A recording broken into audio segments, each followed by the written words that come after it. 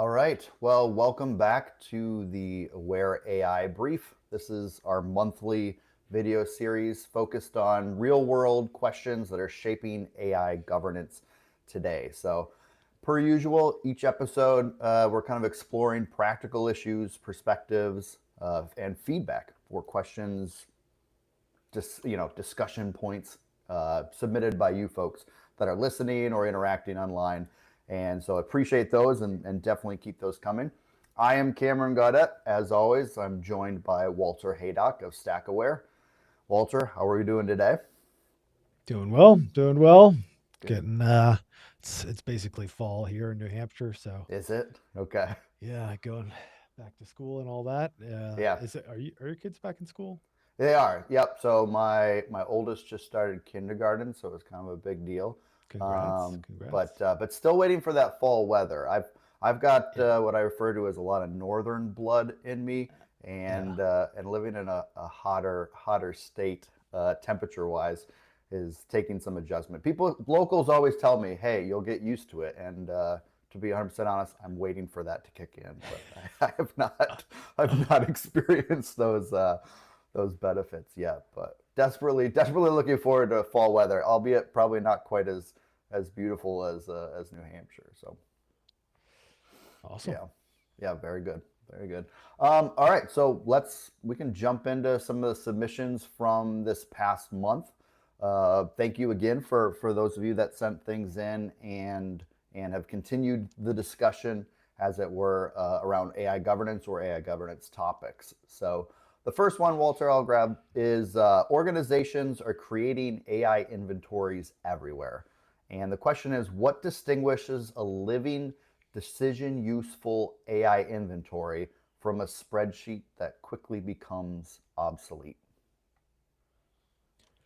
An AI inventory that's useful is plugged into and syncing with your source of truth or multiple sources of truth as they may be. So that means cloud environments. It could be with CMDB. It could be with a governance risk and compliance platform. As long as you're tracking all of the data in one place, that's the key thing. And then also, if you're making changes in an automated fashion, that is the optimal way to do it. If you're not doing it automatically, then you definitely run the risk of staleness.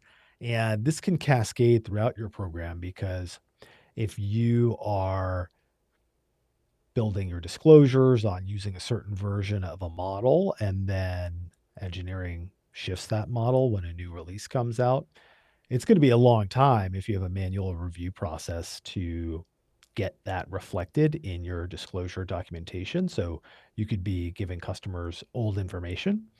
So my recommendation is whenever possible, automate that inventory. And if you want to use spreadsheets, that's fine. What Stackaware does is for many of our customers, we are tracking the inventory in a spreadsheet, but it's syncing live via API. So if you're used to seeing a spreadsheet, you can still see a spreadsheet, but on the back end, there is live syncing going on, keeping that up to date. Mm-hmm. Yeah, yeah, it's definitely become one of those things that's a little bit of both and if you're gonna still go the spreadsheet route. So that's really good advice there. Um, the next question here is when auditing organizations for AI governance, what is the single biggest technical friction point keeping security teams from maintaining a live real-time inventory of those integrations? So I guess this, like compared to the previous question, like where do you see that breakdown happening maybe often or commonly? If you want to get really technical and really specific, I'll tell you this. In AWS, there is no single endpoint that allows you to inventory or query all the resources in a given environment. Unlike, for example, Azure, which has a single API that lets you do that. And that makes it really challenging because you essentially need to iterate over every type of AWS resource that exists and check to see across every region if it's there. Hmm. Of course, if you're doing an AI inventory, you can limit the types of resources that you're checking for, but that is a major friction point, is AWS not having a single resource API. And then also just the AWS API is itself kind of a beast to deal with. So a Mm. lot of the work we do is directly on the command line, just running scripts because that is the easiest thing to do. And then, you know, taking that information and comparing it to the inventory to do kind of status checks. It's not perfect because you do get a little bit of that staleness, but yeah, the AWS APIs. I know they don't want to break anything, and they don't want to ever essentially change their schema. So I get that, but you know, would love to get a resource API where you could interrogate Yeah. everything in a customer's Sure, environment. sure. Yeah, I hadn't realized that that just flat out did not exist for AWS, and there's a lot of people that are utilizing that. So that's yeah, that's kind of a gaping hole, as it were, for keeping track inventory wise. Yeah, Yeah, and I mean, StackAware has built obviously a lot of technical infrastructure to navigate this, and we've got our fair share of tooling to plug into environments. And frankly, their entire company's built on this, like Wiz, for example, that's just sure. kind of navigates all of this in an automated fashion, less focused on the AI piece and more focused on the general cybersecurity approach, but definitely a problem to be solved. And there are companies that are solving it and getting acquired by Google for $23 billion Right. or something like that. Getting compensated for it. Yeah, yeah, Indeed, indeed. yeah, for sure. Good deal. The next question came from, I think, a LinkedIn post of your own. It was about organizations that switch AI models every couple of weeks. I think that was kind of the beginning of the post, was a communication and conversation that you had had similarly with someone on that. So the question that was included within the comments there was, if an organization changes or rotates models every few weeks and only assembles evidence at the next audit to show that its processes operated, are we really certifying the management system in practice, or only certifying a description of it? If you are not tracking change control as it's happening or soon thereafter, then you are definitely not having a management system that is describing how you operate. And my recommendation is to, again, automate as much of this as possible. For StackAware, whenever we detect a new model via the API of a provider like OpenAI, that kicks off a workflow to look into it to see if you know, that's something we want to move the API over to call. The user interface will be automatically upgraded to use that newest model. The ChatGPT user interface will be automatically upgraded. So we actually document that as a risk in our register, is that we can't control the speed of rollout of models, but it's a risk that we necessarily accept. And, you know, we have mitigations in place. We could potentially, you can roll back to a given model if its successor is not performing very well. Sure. And yeah, the key is to track that in real time and automate it as much as possible. At StackAware, we have our asset inventory hooked up to Jira so that whenever a new model comes into play, then we fire a set of automations that creates tickets to go through and perform the necessary assessments. And then I mentioned we already have that risk that we've accepted of the user interface just auto upgrading on its own. But we've documented it and there's nothing we can do about it. So we're gonna accept that risk. And then the other risks that we identify, then we'll manage them appropriately. Yeah. Yeah, and I was thinking, as you were talking about like accepting that risk, there's also building putting things in place with the anticipation of that specific risk, right? Like, to your point of having those structures in place, knowing that each of these providers are going to update their model. They're going to continue refining and sending out, you know, either an update or just a full scale change. So having things in place, understanding that, and making the assumption that that will happen is wise within the management system there. The next question here is, how should companies govern third-party AI products when they do not control the training weight, model weights, release schedule, or underlying infrastructure, but are still accountable for how the tool is deployed. So kind of a foundational, third party management type of question there. If you're using AI models that are hosted by other organizations and are closed source, so you don't have access to the training data, the weights, the infrastructure, things like that, you'll necessarily need to rely on the representations of those vendors. For example, OpenAI and Anthropic, they publish model cards that explain at a high level what these models are trained on, what the data cleaning and processing done beforehand was. And oftentimes they have decent information in them that can highlight some key risks. What Stackaware does is we use an AI governance standard that says if we're processing this type of data, then we expect this level of granularity of information and this level of risk from a given model. For example, if we can't confirm or deny that the training data is relatively free of third party intellectual property claims, then that could potentially trigger a risk. That doesn't mean everything grinds to a halt. It just Sure. means that this is a risk that we identify because it's fallen below our standard. And we look at that risk, we apply an assessment per ISO 42001, and then we decide whether to accept, mitigate, transfer, or avoid that risk. So the approach should be the same from a risk management perspective, whether or not you are hosting the model. The key difference would be how much information you have available Hmm. if you are not hosting the model and if you're using a closed source model. Yeah. Yeah, that makes sense. And I know that you've stated something in the past that stuck with me, which is um, everybody at some point in running a business, you have to be able to trust, what you're given for information. But obviously, in this case, there could be a difference in how much information you have, but you have to be able to, trust those agreements that are put in place. So yeah, it's good piece of advice there. The next question is kind of brought up in the news, as it were. But as of August 2nd, Article 50 of the EU AI Act made certain AI facing disclosures and content labeling duties legally applicable, such as requiring disclosures in defined circumstances.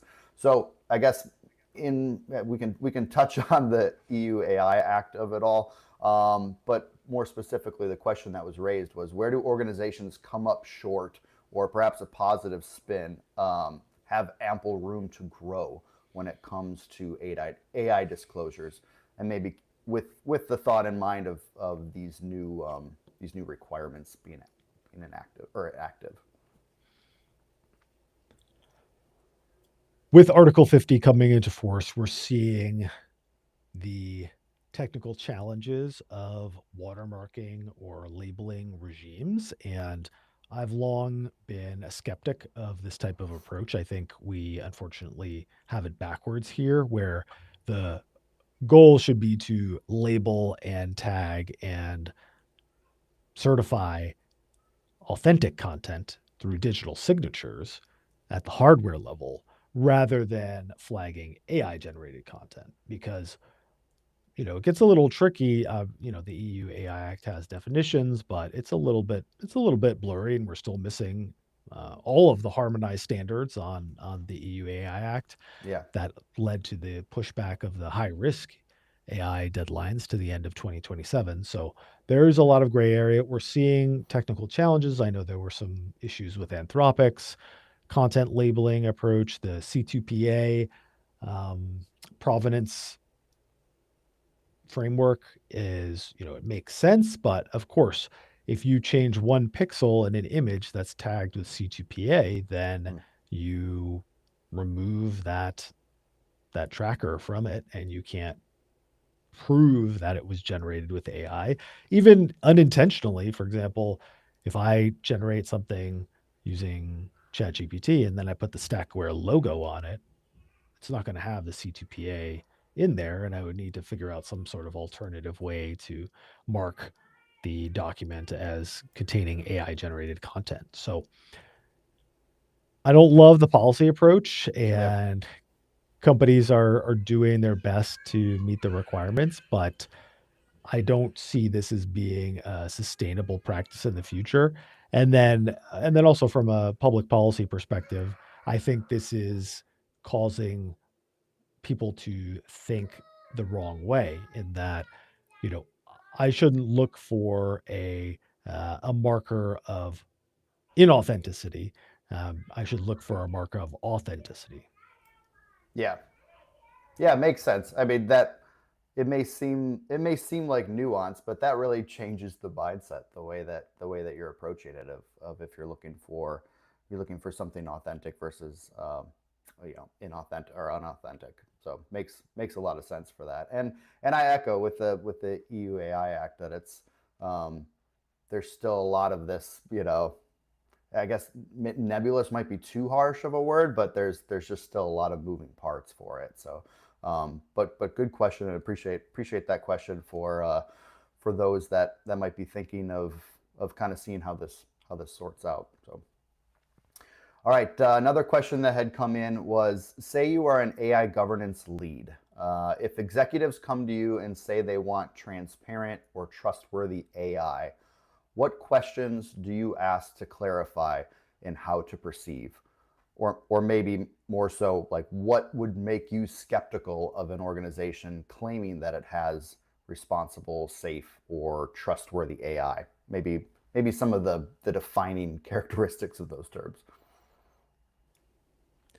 For an organization that's looking to demonstrate transparent or trustworthy AI development or use, I would drill down into exactly what the root of the requirement is. And oftentimes it would be driven by a customer.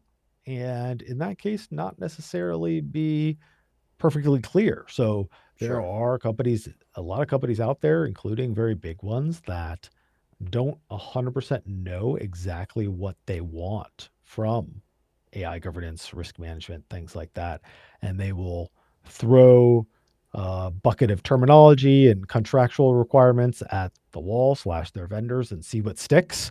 And that can create a challenging environment for both parties because the vendors will try to meet the requirements of the customers, but the customers don't fully know what they want, or some things they say they want, they might not actually care about, or they don't actually want. Yeah. So, to tackle this type of situation, what Stackware has done recently is we drafted an AI and security addendum that can be added to contractual agreements. And what it does is it maps to existing standards like ISO 42001, ISO 27001, and SOC 2, and says if you cover these criteria, the common criteria or trust services criteria in SOC 2, or the Annex A controls for the ISO standards, then you get credit under these certain areas Hmm. of the contractual addendum for, for example, intended use or for human oversight or for data provenance. And that allows you to get a lot more tactical and specific when it comes to trustworthy, safe, responsible AI. Sure. Yeah, it makes a lot of sense, and I appreciated that question specifically for this for these types of discussions because as I feel like I say at the start of every video for Aware AI Brief, we want to talk about AI governance in a very practical, tangible way, right? And oftentimes, to your point, these terminologies that are thrown around are the leading cause of non-practical discussions on AI is really getting down to the what do you mean by that, right? It reminds me a lot of having small children as I do, which is half the time I spend, they're learning to talk, so half the time I spend figuring out what they're trying to say, and then even from that, trying to figure out what that means, right? So like, it's a multi-layered of communicating properly and making sure that we're on the same page with terms. So totally, totally makes sense. I get asked why a lot, so Oh, I yeah, for definitely, sure. it's definitely good practice for customer due diligence when It you definitely get asked is. why a lot, and you need to Yeah, go down to the kind of quantum particle level explanation to satisfy the asker. So Right. definitely Right. sympathetic there. Yeah, for sure. The quantum particle. You're absolutely right. It gets real granular. It gets real granular. So we've done this in the past. I'm gonna do just kind of throw out some different terms or different topics, and in lieu of some football, college football, NFL kicking off, I'm reminded of one of my favorite sports media tropes, which is over under properly rated. So I'm gonna pull that back for a second time here and just throw out a couple different topics, discussions that I see happening online, and get your take on over, under, or properly rated for these terms or discussion points. So first up in that category would be prompt injection as the leading enterprise AI security risk. I would say prompt injection is appropriately described as the leading enterprise AI security risk. And that's because with the explosion in agentic AI that has connectivity to lots of different systems and can impact data confidentiality, integrity, and availability, having a malformed or malicious prompt that sends an agent off to do something unintended could have pretty substantial consequences. And prompt injection is one of those problems that is unfortunately never completely solvable. With SQL injection, because you have deterministic input and structured rules, structured query language, then you can be sure at a certain point that you've checked all your boxes. But that's not true with prompt injection. And when you have million token inputs, there's always something in there that can throw the model for a loop. So Yeah, I would say prompt injection remains the leading, if not a leading, enterprise security risk. good deal. Good deal. All right, next one for these are human in the loop, over, under, properly rated, for your take. Human in the loop is officially overrated at this point, and I've got some data to back that up.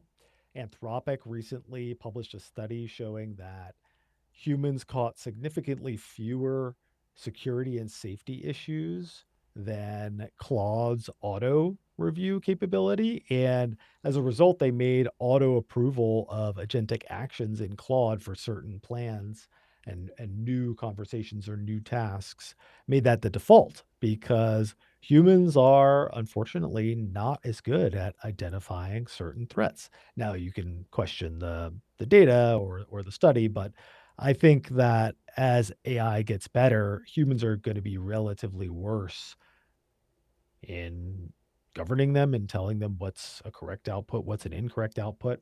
And where humans will add the most value will be saying, this type of thing is a correct output. And here are the parameters, here are the goals we're trying to achieve. But AI will need to figure out how to achieve those parameters and those goals. So if you force a human to review every action, increasingly that's going to lead to a worse outcome. Yeah, yeah, I had seen that.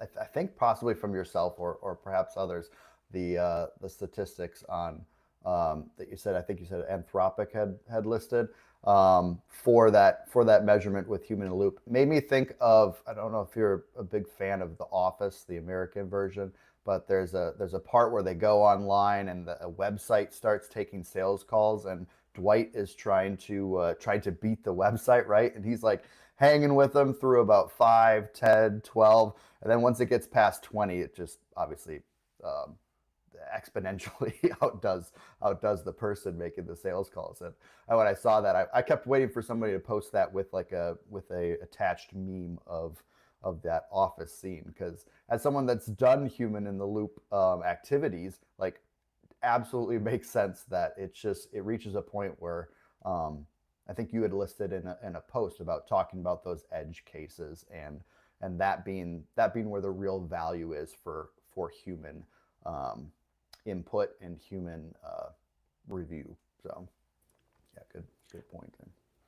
And at StackAware, you alluded to the human review that you've done. Where we're going is humans at the beginning reviewed everything and then reviewed a sample of things and then reviewed questionable cases, then reviewed, a portion of those questionable cases. And then all along, we're kind of tweaking the machine, we're refining Hmm. the machine to make the machine better at making those types of decisions. But I don't think we'll pull a human entirely out of the loop. We'll have sampling to make sure that we're within our risk tolerances. And as part Right. of our ISO 42001 AI management system, we have set thresholds for what's acceptable level of accuracy and what's not.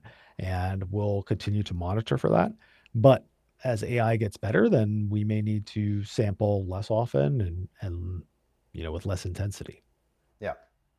Yeah. And like you said, it's the framing of it and teaching it what to do, maybe more so than just evaluating every single output. So next one in this category, we'll get through a couple more here before close, but AI red teaming as proof of governance maturity.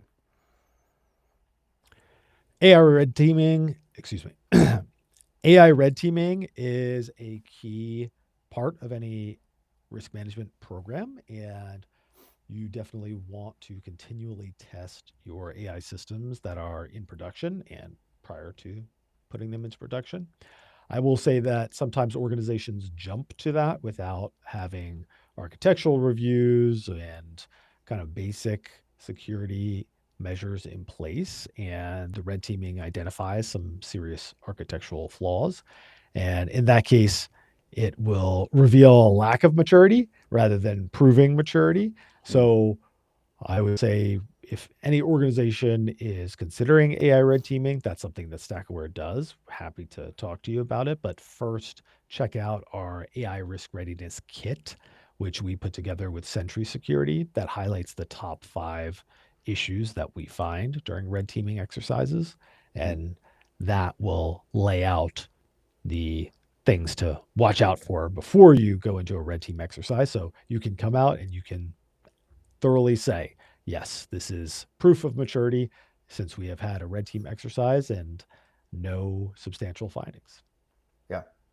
Yeah, and that's an incredible resource there. So definitely, if you're someone that is considering that, looking into that, definitely check that out. The next one is micro segmentation or network segregation for AI agents.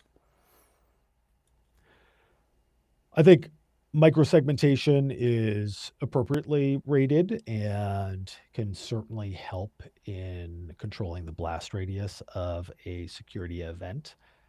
If you prevent an agent from having access to data that it doesn't need to perform its job, then it's much less likely to negatively impact that data if something goes wrong. So, if an agent needs to only write to a database, then it probably doesn't need read capability. It's quite possible that it can make blind writes to the database and everything can be fine. And if for some reason an attacker hijacks that agent or it goes rogue, then it's not going to be pulling your entire SQL database out and dumping it into a place where it shouldn't be.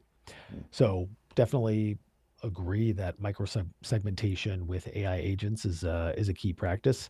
Being able to achieve it potentially more challenging. There's always the engineering/IT impulse to just crank all the permissions up to the maximum level sure. every time there's any sort of bug or any sort of error. Yeah. Just give it read write all across the entire system, Yeah. and then we'll fix it later, and then it kind of never gets fixed. So Yeah. that would be a cautionary point there. And but I would say microsegmentation is a good security control. Sure. Sure. All right, last couple of these for overly over under properly rated. This one, the ability to see what an AI agent is doing in real time. The ability to see what an AI agent is doing in real time is overrated, in my opinion, because, first of all, an AI agent is probably moving faster than a human would be able to react. I mean, there are some cases, I know in the chat GPT models, you can steer them mid prompt or mid Mm, response. So that could potentially be a useful exception there. And then also just the volume of things that are going on. If you use the OpenAI API and you send it a detailed query, it's going to check 100 websites. So there's no way a human can review Yeah. every single website that it consulted. And, where you want to put the controls would be before the resulting data has an impact. So, at StackAware, we use AI agents to check on information that is out there in the wild. And the first time that we look at a website, a human always reviews the outputs from the agent to make sure there's nothing malicious there. And then we use deterministic checks like using hashes to see if anything on the website has changed. In that case, it's easy. If nothing changed, then there's no malicious addition. Then you can just update your entry and move on. And then for Before any sort of output that would be detrimental, you know, for that case that you mentioned. But sometimes it's like, yeah, the way what it's doing is working so much faster than we'd actually be able to see it all in real time anyway. So it feels a little bit like Cliff Notes version of operation taking place. But all right, last one for over under properly rated. AI agents should be governed like a service account. governing AI agents like a service account is a terrible idea, in my opinion, and highly overrated. In general, I don't think service accounts should exist. The concept is now so heavily embedded into IT practices that I'm not going to change it. But with AI agents, we have the ability perhaps to do things the right way. And we're already seeing a whole wave of startups out there that say they govern non-human identities such as artificial intelligence agents. And I've been critical of the term. I would say, let's just treat an agent like any other asset that has a named owner who is accountable for it, who you can go back to and say, why is this thing doing what it did? And either that person gives you a good answer or the person says, I don't know. And in Mm-hmm. that case, then that person needs to decide to accept, mitigate, transfer, or avoid the risks and Yeah. either apply some controls to rein in the agent, to avoid the risk and shut it down, to accept it because they say, hey, the productivity benefits outweigh the risks. But having this amorphous thing or swarm of things out there where no one is named as the owner of it is a recipe for disaster. And I think that's gotten a lot of organizations into trouble with service accounts. And I would encourage folks governing AI agents to take a different approach. Hmm. Yeah. Yeah. And I know it's a topic. I did definitely throw that one in because I knew it's a topic that that you've come at hot before, the NHI stuff. So if you want more information on that, there's definitely ability to check out posts or even the Deploy Securely blog as well, the StackAware blog. So definitely check that out if you're looking for more information on that. All right, well that's the questions that came in here this month. Again, thank you all for sending questions. If you have an AI governance question or a challenge you're facing or just a topic you'd like us to cover in a future episode, feel free to send that. Send a direct message to myself or Walter on LinkedIn. Leave it in the comments of posts or on this on YouTube videos as well. But thank you to everyone who submitted questions, and thank you, Walter, for taking the time joining in this conversation here today. Appreciate it very much.